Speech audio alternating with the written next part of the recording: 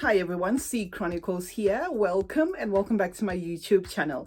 If you're a first timer, we do a lot of fragrances, a lot of fragrance reviews here. We throw in lifestyle content as well as fashion videos. So if that sounds like something that interests you guys, please do consider subscribing if you haven't already.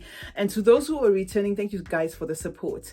Now, as you can see, we're back home. I'm gonna have to say this on the next 3 videos, guys, because I'm filming 3 videos, but I'm not sure which one I'm gonna post first. So we are back home, and thank you so much guys for supporting the warehouse series that I did. I did not know that you guys would, take to that content. So today we have a fragrance to review. I am here to talk about Lattafa Khalta blend. Khalta blend, that's what it says.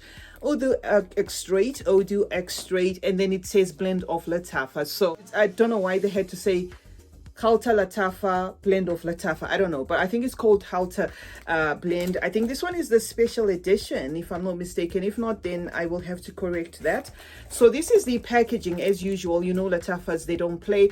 I think they have about 3 or 4 in the series, because I know in this packaging, because I know Kima Woman comes in a packaging like this, but it has a green bottle. Now, a moment for the bottle, guys. Look at this. This is a work of art. Typical of Lattafa, it is caged in this beautiful cover, and the bottle sits in there, and this is how it looks. So this is the Khalta. The only thing that they didn't do, I think, was maybe they should have put a magnetic top, because this is not magnetic. I am gonna spray Khalta blend into this box, and I'll tell you my thoughts. I have actually given this fragrance a test run, so this is not like gonna be a first impression. The opening of this fragrance is a sweet, resinous, fruity, camphorous, woodsy scent. That is definitely what greets me here. It is definitely on the sweet side, but it does give me a touch of unisexness because of that camphorous feel, a little bit of some woodsiness there. I get like a hazelnut feel, but wafts of hazelnut, as if this hazelnut feel is coming off me sniffing a glass of rum, if that makes sense. Okay, so if you poured some rum in a glass and then you smelt it, it has within its own smell, rum within its own smell has something that feels like hazelnut. So I'm not gonna say they didn't use the note hazelnut on its own, but I'm just saying it's coming across carried by some boozy feel of rum. So hope I didn't lose you there. It also has what feels like honey and what feels like ginger or some root, definitely, and it also gives me coconut vibes. This is one I'm having to extract with my nose because I couldn't find notes for this one, or at least something certified by Lattafa. There could be, or there is definitely rose to me. At least I get rose here, but I also think there is a floral, maybe like violet, but the actual violet there is struggling to come through because of that camphorous thing that is there. There is a note here that feels minty and a little bit herbal, but not too much, not in the typical way Lattafa does their fragrances. I can see this not even being like an acquired kind of scent. I think this is a fragrance that you could like offset. This mintiness, to some, maybe the stopping point where they can't smell the beauty of the other notes that are trying to come through. And if not for the booziness that I get from here, I think that camphorous thing could have just maybe been a tad bit too much. But in this case, I feel it's within check. It doesn't push it to the limit. There is also an incensiness here. Some light incensey feel and a lightweight oud. It might not even be oud. It may be woods, but I don't know which woods to point at to say this particular wood.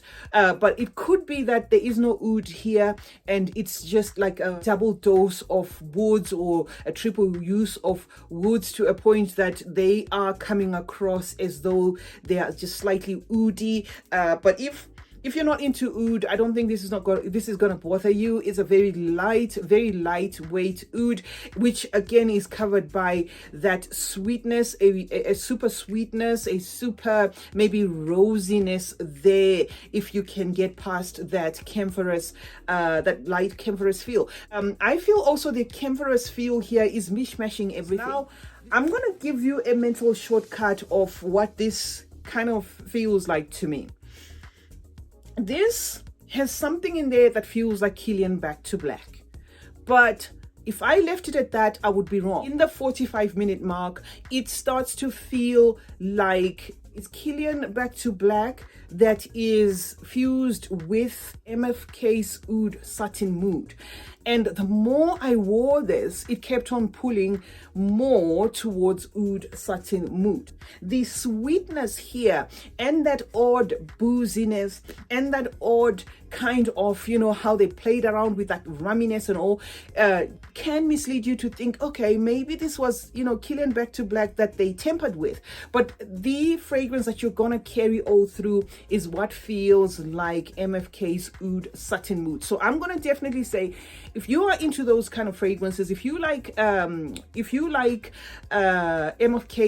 Oud Satin Mood, this is probably going to do it for you. But this is way more sweeter and less powdery, because I have a sample of Oud Satin Mood and that turns into a very baby powdery, more powdery kind of dry down. I do get a powdery minty camphorous dry down here, but this one is a bit more on the sweeter side, so just expect those twists there. Another thing that I can say is, if you're too much into the Lattafas, the Maison Alhambras, the Astafs, this is not going to come across as a very unique fragrance as I expected. This was actually a blind buy. I purchased it at Dubai Perfume Cafe.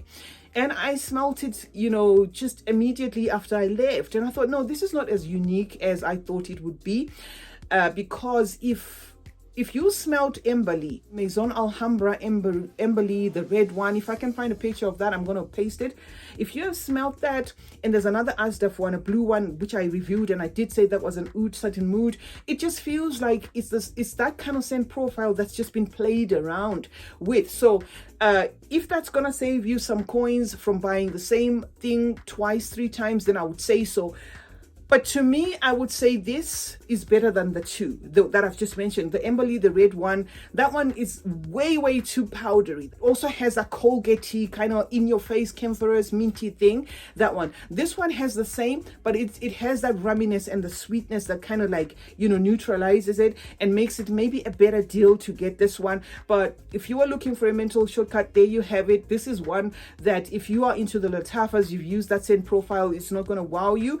But if you're just a first timer, or you have never smelled the two I've spoken about, or you were just curious as to how Oud Satin Mood smells like, with a bit of you know, a little bit of some touch of that Back to Black by Kilian, then this is gonna do it for you. Sillage, amazing, projects like crazy and lasts till the next wash. This is what I had for you today, guys. Lattafa's Khalta Lattafa. This is the bottle. That's how the bottle looks like, guys. Really, really beautiful. So Khalta Lattafa, a blend of Lattafa, Oud Extrait is what we were talking about, and CeeChronicles is my name. Thank you so much, guys, for joining me today. Let's meet in the comment section where we discuss more about fragrances. Let me know if you own this fragrance and what you think of it. Was I spot on? Was I off? Do you think you know what it's duping? That's aside what I have already mentioned here. Let me know in the comment section. Like this video if you like it, and remember to turn on post notifications. That way you will be notified anytime I upload a video. Stay blessed, stay safe, and remember, smelling good is a form of good manners. Cheers.